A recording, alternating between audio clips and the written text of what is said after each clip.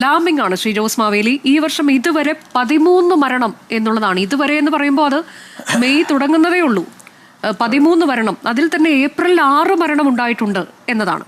കഴിഞ്ഞ 5 വർഷത്തിനിടെ പരിശോധിച്ചാൽ 102 മരണം, 9 വർഷത്തിനിടെ 124 മരണം, അതിൽ തന്നെ 20 പേർ വാക്സിൻ എടുത്തിട്ടും മരിച്ചു. അപ്പോൾ ഇപ്പോൾ താങ്കളുടെ ഈ പ്രവൃത്തിയൊക്കെ താങ്കൾ കുറേ കാലം മുൻപ് തുടങ്ങിയതാണ്. അത് ഉന്മൂലനം ചെയ്യുക എന്നുള്ളതല്ല, നമുക്ക് കൃത്യമായ നിയമമൊക്കെ ഉണ്ട് അതിൽ എന്താണ് ചെയ്യേണ്ടത്, ABC ഉൾപ്പെടെ. അത് നമുക്ക് വിശദമായി തന്നെ ചർച്ച ചെയ്യേണ്ടതാണ്. പക്ഷെ ഈ നിയന്ത്രണ സംവിധാനം എത്രത്തോളം കാര്യക്ഷമമാണ്, അത് കാര്യക്ഷമമേ അല്ല എന്നതിൻ്റെ ഉദാഹരണമല്ലേ ഈ പറയുന്ന അലാമിംഗ് ആയി വരുന്ന കണക്കുകൾ, നമുക്ക് മുന്നിലേക്ക് വരുന്ന കണക്കുകൾ ശ്രീ ജോസ് മാവേലി? അതെ, വളരെ ദയനീയമാണ് നമ്മുടെ ഇന്നത്തെ അവസ്ഥ. തെരുവുനായ്ക്കളുടെ വിലസൽ മൂലം പാവം കൊച്ചുമക്കൾക്ക് ജീവിക്കാൻ പറ്റുന്നില്ല.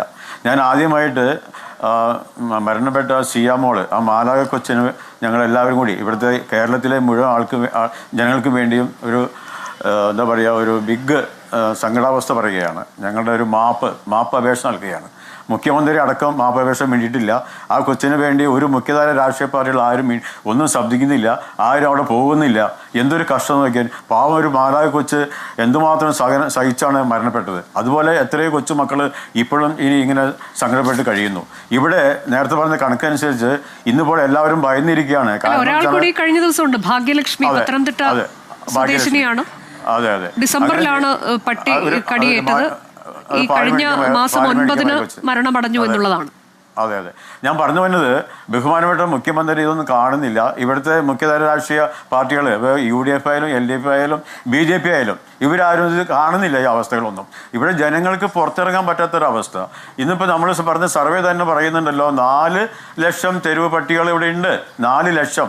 അത് ഗവൺമെൻറ് കണക്ക്, എൻ്റെ കണക്ക്, ഞങ്ങളുടെ എല്ലാം കണക്ക് പറയുകയാണെങ്കിൽ ചിലപ്പോൾ അതൊരു 20 ലക്ഷം തെരുവുപട്ടികളുണ്ട്. കാരണം എന്ന് വെച്ചാൽ ഓരോ പെൺപട്ടിയും ഓരോ വർഷം 3 തവണ പ്രസവിക്കുകയാണ്. ഓരോ പ്രസവത്തിലും 10ഉം 15ഉം കുഞ്ഞുങ്ങളെയാണ് പ്രസവിച്ച് കൂട്ടുന്നത്. അങ്ങനെ പെരുകുകയാണ്. ഇതിനെ വേറെ സംഭവിച്ചാൽ ഇവിടുത്തെ തെരുവ് പട്ടികൾക്ക് 50% തെരുവ് പട്ടികൾക്കും ഒരു കണക്കെടുത്തപ്പോൾ പേവിഷബാധയുണ്ട്. കാരണം എന്താണ്, ഒരു പട്ടിക്ക് പേവിഷബാധ ഉണ്ടെങ്കിൽ തന്നെ ഇത് എല്ലാ പട്ടികൾക്കും ബാധിക്കും. അപ്പോൾ ഇവിടുത്തെ തെരുവ് പട്ടികൾക്ക് മുഴുവനും പേവിഷബാധയുണ്ട്. അപ്പോൾ അത്രയ്ക്കും വലിയൊരു ഭയാനകമാണ് ഇത്. മുഖ്യമന്ത്രി എത്രയും പെട്ടെന്ന് ഒരു സർവകക്ഷി യോഗം വിളിക്കണം. സർവകക്ഷി യോഗം വിളിക്കേണ്ട സമയം കഴിഞ്ഞിരിക്കുകയാണ്.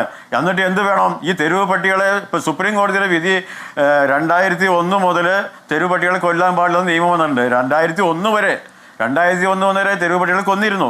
പോട്ടെ, ഇനിയിപ്പോൾ ബഹുമാനപ്പെട്ട സുപ്രീം കോടതിയുടെ വിധി അങ്ങനെയാണെങ്കിൽ തെരുവ് പട്ടികളെ നമുക്ക് സംരക്ഷിക്കാം. ഇന്നിപ്പോൾ തെരുവ് പട്ടികൾക്ക് ജീവിതം ഇല്ല. എല്ലാം ഇങ്ങനെ വണ്ടി ഇടിച്ചും അതുപോലെ തന്നെ പുഴു പിടിച്ചും മാരകമായ രോഗങ്ങൾ പിടിച്ചു നടക്കുകയാണ്. ഒരു തെരുവ് പട്ടിയുടെ അടുത്തേക്ക് ചെന്നാൽ മതി, നമുക്ക് പേടിയാവും. അതിൻ്റെ ആ വായല സലൈവ നമ്മുടെ ശരീരത്തിലോട്ട് മുട്ടിയാൽ മതി, നമുക്ക് പേ പിടിക്കും. അത്രയ്ക്കും ഗൗരവമാണ്, അത്രയ്ക്കും ഭയാനകമാണ്. എന്നിട്ട് പോലും ഇവിടെ ആരും തിരിഞ്ഞു നോക്കുന്നില്ല. ഞാൻ പറഞ്ഞു വന്നത്, ഇതിനൊരു പരിഹാരം കാണണമെങ്കിൽ ഒരു സർവകക്ഷി യോഗം വിളിക്കുക. ഇപ്പം ഞങ്ങളൊക്കെ ഒരു സർവേ കണക്കെടുത്തപ്പോൾ ബഹുമാനപ്പെട്ട കൊച്ചൗസിൻ്റെ സാറ് ഞങ്ങളൊക്കെ ഇവിടെ ഒരു 2018 ഞങ്ങളൊരു സംഭവം ചെയ്തിരുന്നു. ഇവിടെ കാലിലെ കൂവപ്പടി പഞ്ചായത്തിൽ അവിടെ ഒരു 2 ഏക്കർ സ്ഥലം പാറമട ഞങ്ങൾ വാടകയ്ക്ക് എടുത്തു. പാറമട അവിടെ ഞങ്ങൾ വാടകയ്ക്ക് എടുത്തിട്ട് അവിടെ ഒരു 500ഓളം പട്ടികൾക്ക് സുഖമായിട്ട് ജീവിക്കാവുന്ന രീതിയിലുള്ള വലിയ പട്ടികളൊക്കെ പറഞ്ഞത് ഷെൽട്ടർ ഉണ്ടാക്കിയിരുന്നു. എന്നിട്ട് ആ ഷെൽട്ടർ ഉണ്ടാക്കിയപ്പോൾ ഇവിടെ തെരുവുനായ സ്നേഹികൾ പറഞ്ഞ് ആ സംഭവം മുടക്കി. അവിടെ രാഷ്ട്രീയക്കാർ അവർക്ക് വേണ്ടി സപ്പോർട്ട് ചെയ്തു. അപ്പോൾ ഇവിടെ എന്താണ്, ഇവിടെ രാഷ്ട്രീയക്കാർ ആരും ഈ തെരുവ് പട്ടികൾക്ക് വേണ്ടി അവർക്ക് അതിനെ മാറ്റുന്നതിന് വേണ്ടി മുന്നോട്ട് വരുന്നില്ല. അതൊരു വലിയൊരു അവസ്ഥയാണ്. ഇപ്പോൾ പാവം ഇപ്പോൾ തന്നെ നമ്മുടെ ഒരു കൊച്ച് ഇപ്പോൾ ഭയങ്കര എന്താ പറയുക ഗുരുതരാവസ്ഥയിൽ കിടപ്പുണ്ട്. ഒരു രാഷ്ട്രീയ പാർട്ടി അവിടെ എത്തിയിട്ടുണ്ടോ? എവിടെ പോയി? ഇവിടെ എന്താ പറയുക വിപ്ലവ പാർട്ടികളായ SFI, DYFI, KSU, INTUC, അതിന് BJPയുടെ ABVP ഇവരൊക്കെ എവിടെ പോയി? ഒരാൾ അവിടേക്ക് എത്തുന്നുണ്ടോ? ഒരാൾ തിരിഞ്ഞു നോക്കുന്നുണ്ടോ? അപ്പോൾ ഇതിൻ്റെ അർത്ഥം എന്താണ്? ഇതിനകത്തൊക്കെ എന്തോ ഒരു ചീഞ്ഞു നാടുന്ന വലിയ സംഭവമുണ്ട്. ഇവിടെ ഈ തെരുവ് പട്ടികൾക്ക് വാദിക്കുന്ന ആൾക്കാരെ കുറിച്ച് നമ്മൾ പഠിക്കേണ്ടിയിരിക്കുന്നു. ആരാണ് തെരുവ് പട്ടികൾക്ക് വേണ്ടി വാദിക്കുന്നത്? ആരാണ് തെരുവ് നായ സ്നേഹികൾ? അവർക്ക് എവിടെന്നെങ്കിലും പൈസ കിട്ടുന്നുണ്ടോ? ഞാൻ പറയുന്നു, ഇത് പേവിഷബാധ മരുന്ന് കമ്പനികളുടെ ലോബികൾ ഇവിടെ പ്രവർത്തിക്കുന്നുണ്ട്. ഇവർ കുറേ ആൾക്കാരെ ഇങ്ങനെ ഇറക്കി വിട്ടേക്കാണ്. തെരുവ് പട്ടികളെ കൊന്നു കഴിഞ്ഞാൽ അത് ഭയങ്കര സങ്കടാവസ്ഥയാണ്. അവർക്കും ജീവിതം വേണം. അവർ കൊല്ലാൻ നിയമം അനുവദിക്കുന്നില്ല. നിയമം പരിശോധിച്ചു കഴിഞ്ഞാൽ 1960 മൃഗങ്ങളോടുള്ള ക്രൂരത തടയൽ നിയമം, അതിന്റെ 11-ാം വകുപ്പ് പ്രകാരം അന്ന് തെരുവ് നായ്ക്കളെ കൊല്ലാം എന്നുള്ളതായിരുന്നു. പക്ഷെ പിന്നീട് 2001 ആകുമ്പോഴേക്കും അനിമൽ ബർത്ത് കൺട്രോൾ ABC ചട്ടം അത് പ്രകാരം അത് നടപ്പിലാക്കിയിട്ടുണ്ട്. അതായത് ഇത് ചെയ്യാൻ പാടില്ല, കൊലപാതകം പാടില്ല എന്നുള്ളത്. ഞാൻ പറഞ്ഞു വരുന്നത് അതിന് പകരം ഇപ്പൊ ഞങ്ങൾക്ക് പറഞ്ഞു വരുന്നത് ഒരു ഡോഗ് പാർക്ക്. നമുക്ക് വേണ്ട വനപ്രദേശമുണ്ട്. വനത്തിലാണെങ്കിൽ ഇപ്പോൾ വന്യമൃഗങ്ങളെല്ലാം നാട്ടിലേക്ക് വന്നുകൊണ്ടിരിക്കുകയാണ്. അത് വലിയൊരു ഭയങ്കര സങ്കടാവസ്ഥയും ഭയങ്കര ഭീകരാവസ്ഥയാണ്.